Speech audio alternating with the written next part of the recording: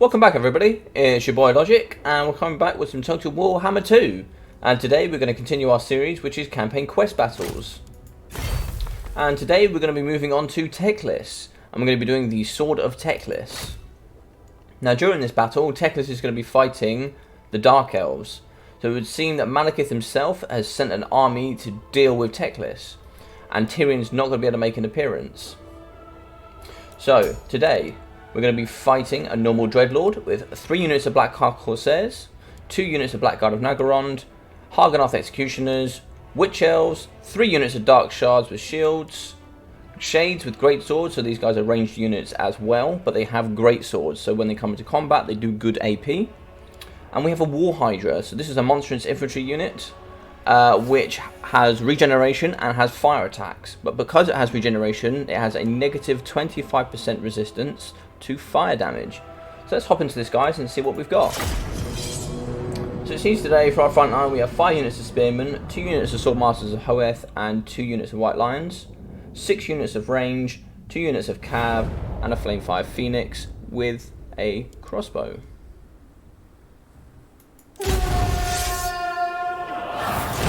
I see the Witch King's armies, but not Malekith himself. They say he is scared of me, that he worries about a prophecy foretelling his doom by a magic wielder of male aspect. Perhaps he cowers on his black ark. Do not show these fallen kin mercy, for they have never shown us any. For Lilith, for the Phoenix Throne, for Alt One!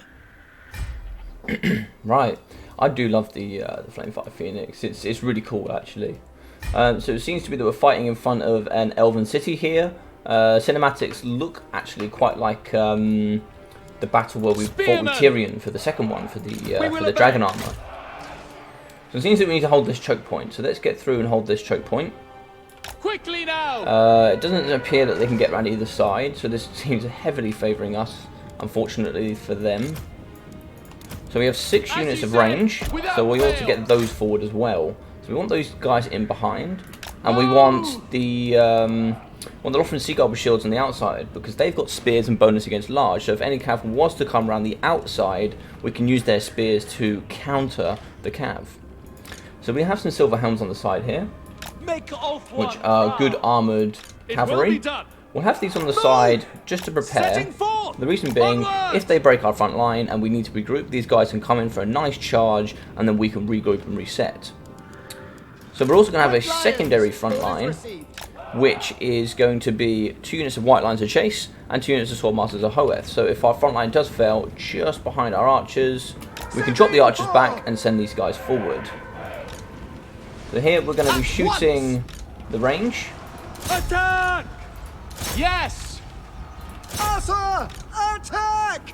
Uriel! Let's get that range nice and down. And then we also have an Eagle Claw bolt thrower. Acknowledged! So we're going to get that to shoot the furthest back ranged unit, as it has the most range. We also have a Flamefire Phoenix that we're just about to use, and we have Teclis. So today Teclis is coming with Chain Lightning, Glittering Robe, Flock of Doom, and he has a bound spell, which is Fiery Convocation, which is a very, very good spell. Today we're going to use our Flamefire Phoenix just to hop over these guys and just do some good damage. We'll go down the front here quickly. See if he can drop some of his lovely fireballs.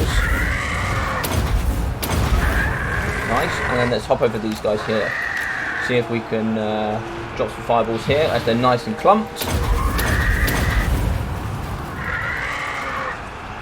Lovely. So we've hit these guys really nicely. These guys have shattered over here. That's grand. So now these guys are available. These guys are getting good missile damage into here whilst the spearmen are holding. He's going to hopefully cause terror and make these guys flee off the battlefield. Let's get Teclis through with just a little bit of magic. I'm going to drop a Chain Lightning spell here. Now I like this spell for campaigns. The only issue is this is very expensive, so for things like multiplayer it's not very useful because it's just far too expensive. Also with Magic Aurora with our Flamefire Phoenix, it actually reduces its strength, so the more winds of magic we have, the stronger this is. We're also going to drop Flock of Doom just to do AoE effective damage to that unit. And now let's get our Flamefire Phoenix out of there. He's going to get shot, and we don't want that. We want to be as healthy and as cheerful as possible. Let's move our Spearman up just a little bit into the actual space. We go!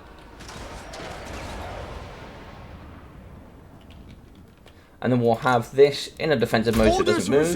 And we're going to shoot the new guys coming in. So we want to shoot probably the Black Gun and Nagaron. They're probably some of their most elite units. Witch Elves are okay, but the only issue with them, they have very low armor, sorry. They have very, very low armor. Like 15 armor, maybe even 5. I think it is 5 armor actually. It's very low, so they don't do very well against things like ranged units. These guys here are getting shot at the front, so what we're going to do is, I don't see them lasting too long. I'm just going to get my secondary line ready. We away! Let's get these guys, they seem to be struggling right now. Let's get these guys shooting the dark shards there. Can I be praised? Have our cab moving in just a little bit closer. And let's get Teclis forward using some spells. These guys aren't moving, so we're just going to pop a spell there. And then we're going to pop Fiery Convocation down, as they seem to be quite happy with just sitting still. This should be a lovely spell just here. Look at that. Fantastic. Look at that damage. That was incredible. That spell's very good, but it's very easy to dodge in things like multiplayer. It shall be done. So we shoot the Hargonoth Executioners. They're anti-infantry and they're armor piercing. They're very, very good units. Actually, what we should probably pressure ourselves more actually is actually maybe shooting this. Yeah, there's the flame attacks from the War Hydra. So we really need to be shooting that unit. The reason being is it has regen, so we need to focus everything all at the same time on it. Otherwise, it's just going to regenerate its health, which is not what we want. At once. It's trying to turn around, but hopefully this missile fire will start coming through. And here comes Malekith. And we have our own reinforcements coming left and right side. So it seems that we hold the gap while they do the damage. So Malekith is coming through with some harpies. Draw back.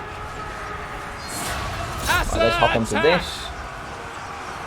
We need to be careful with Teclis. Let's drop Teclis. White Lion. Get these on the harpies. Get Teclis out of here. Yep. So he's gonna try and fight whatever in the sky. I'm not gonna let him. I'm faster than he is, so I'm just gonna run away. He should chase me. Yeah, he's gonna chase me. I'm gonna drop down on the front line here, and he's gonna follow me, I think. Loyal. Right, let's get involved. These guys don't have any ammunition anymore, so let's get them in. So they're down. We need to get Malekith. We need to get him.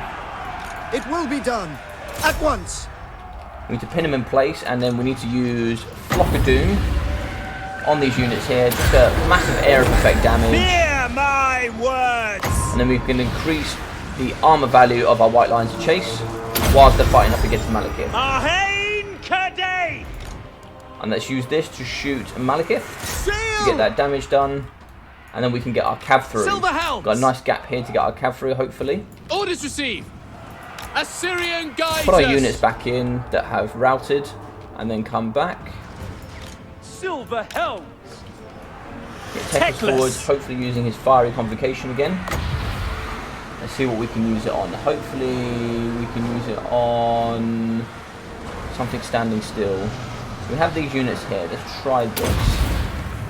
Scython! It's going to be a bit of friendly fire, I think, unfortunately. But White Lions, for duty. Let's get everybody in on Malekith. Everybody in. Death to all. I think once Malekith dies, all of this breaks, I think. It will be done. Defending order. Swiftly. Lacoy. So it seems that also we have Tyrion coming through. So Tyrion did come in the end. It seems that Malekith sent his army failed, so he came through, and then when Malekith came through, Tyrion came through to save his brother. Silver helms. So we've seen that wrap. Let's use this to get the dark shards here. Get our Flame Fire Phoenix, take out the Dark Shards so they're not shooting them. Right, we need It will be done. Malekith needs to stop running away. Lothern We have no Seaguard. range anymore, Apace! so For Assyrian. only unit of range we got left is 1 unit of Offering Seaguard.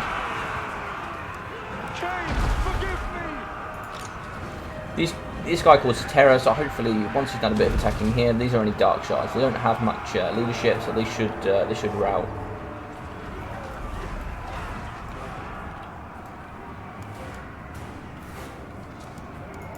Yes! Drop a Flock of Doom onto our Malekith. Charoy Just get that extra damage on him. So he seems to have, there we go, he's shattered. So that's the whole army done. Fantastic, guys. So that's the battle. Yeah, I think anything following the previous battle that we did with Tyrion, the final battle, I think anything after that is probably not going to be anywhere near as spectacular. But I still actually really quite enjoyed this battle. I like the battle where Tyrion and Teclis are working together because they normally share quite a big difference in opinion. I believe in lore. They share quite a large difference in opinion about what they should or shouldn't do. So seeing them come together here is actually, it's quite fun to play. You know, you've got 3 major characters where you've got Malekith, you've got Tyrion, you've got Teclis, and you can play from all of their point of view. You know, this seems to be quite a similar battle to Tyrion's second one, and I know with Malekith you can play from his point of view from the Tyrion battle. You actually play as him trying to defeat Teclis and Tyrion, where Teclis comes through as the secondary from the flanks, and he tries to help his brother.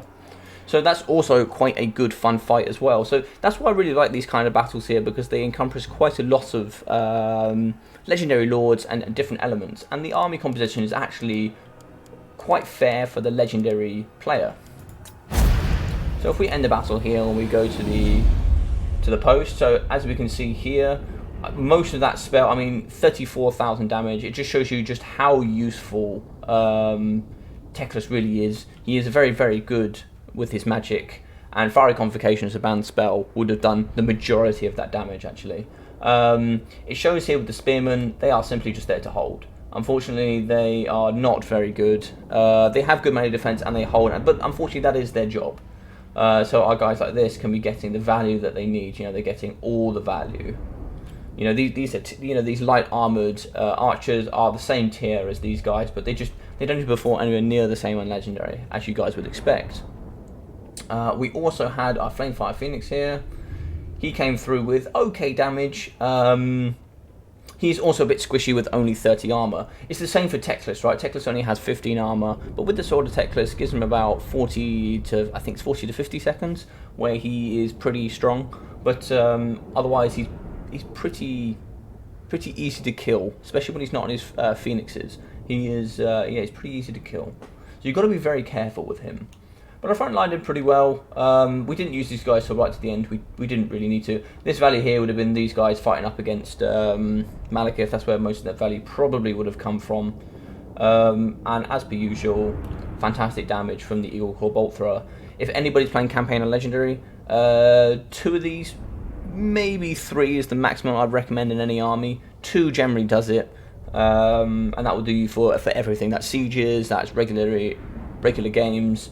And actually you get a healthy amount of range in this army. That's what makes this battle quite comfortable, but still enjoyable. I really enjoyed that. I think perhaps if the previous video had been quite so just spectacular, this one would have also been fantastic. But guys, if you enjoyed this video, please leave a nice big thumbs up. And if you're liking this, leave a comment about what you like, what more things you'd like to see, and subscribe if you'd like to see more content. I'd really appreciate that. And I look forward to seeing you guys and talking to you guys in the next video. Other than that, guys, have a great day. Take care.